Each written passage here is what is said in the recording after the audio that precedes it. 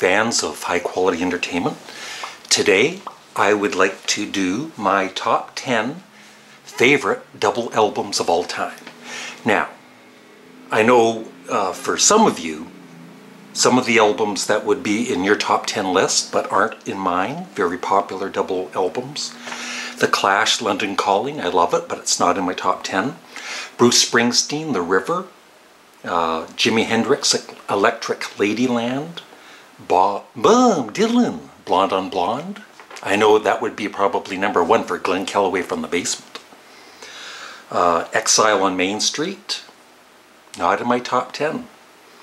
Pink Floyd's The Wall. Guess what?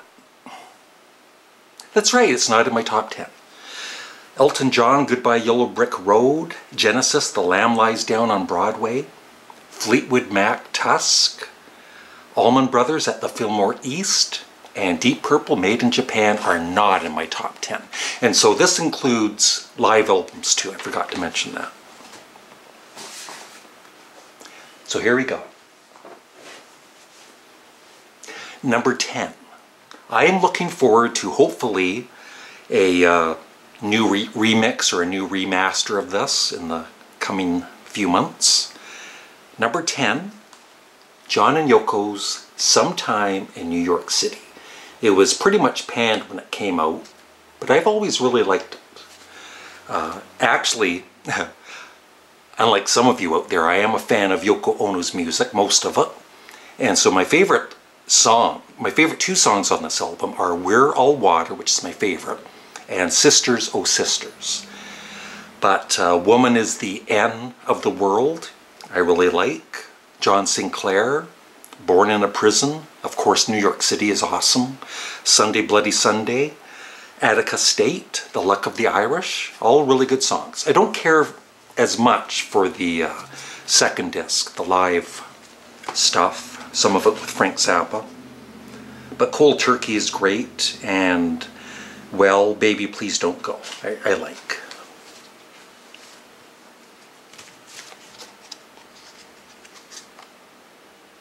It is, you know, kind of over the top with the politics, and it is when people say, oh, that album is dated, it's like, how can it not be dated?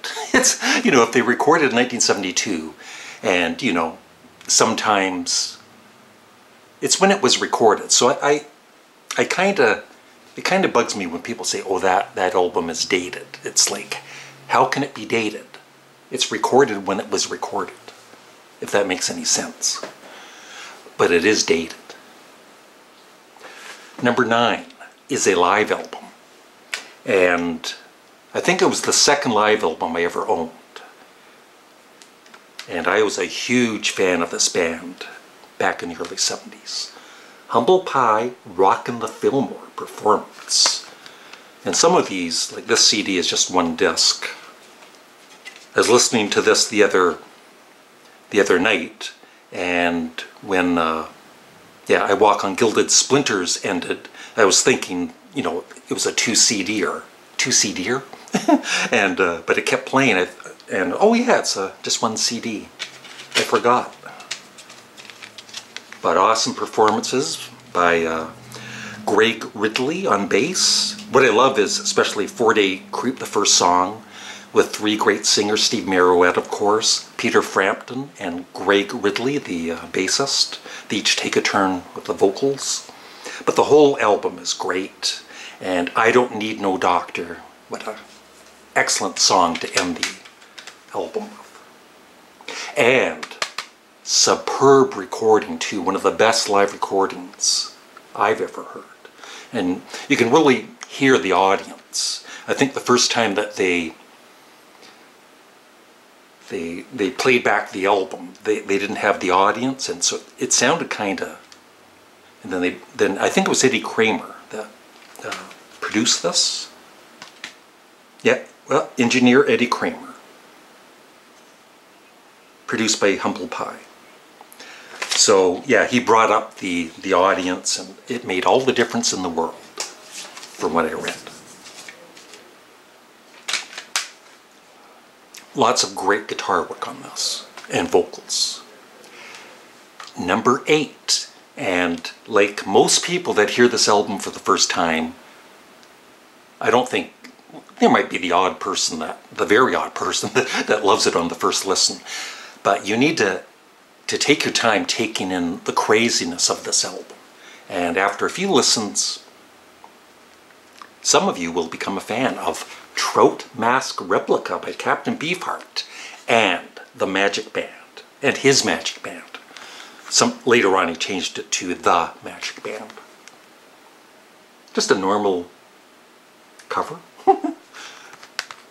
Yeah, and the only thing that has it, because it is at number 8, it would be up a little bit more. The spoken word tracks with the crazy poetry of Captain Beefheart I don't care for as much, but I think it's like 15 of the actual songs are just superb. And this, once again, is on a single CD. Number 7. I had not heard this album until maybe three or 4 years ago, and I was so impressed with it. I did not realize that Yoko Ono made such a wonderful double album. Approximately Infinite Universe. And I don't think there is any screaming on this.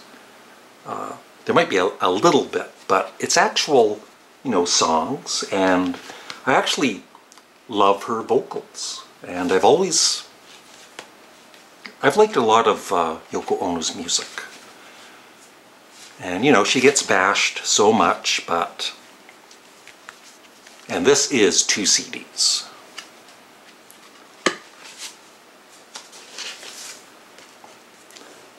On the Grapefruit label.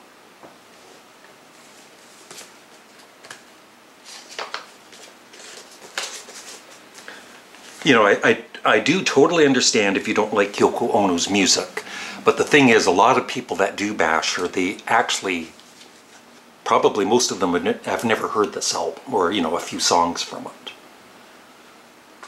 Don't get me mad. Number 6, I could have chosen probably at least half a dozen of his albums, because he has a lot of great double albums. But I could even change my mind right now, but I won't. I believe my favorite, I was actually going to choose Frank Zappa's Joe's Garage, but that was actually released as a single and then a double album, so I kind of feel that's a 3-record set. So I have chosen You Are What You Is. And once again, it's just on a single CD. Just some great guitar work and lots of Frank Zappa humor.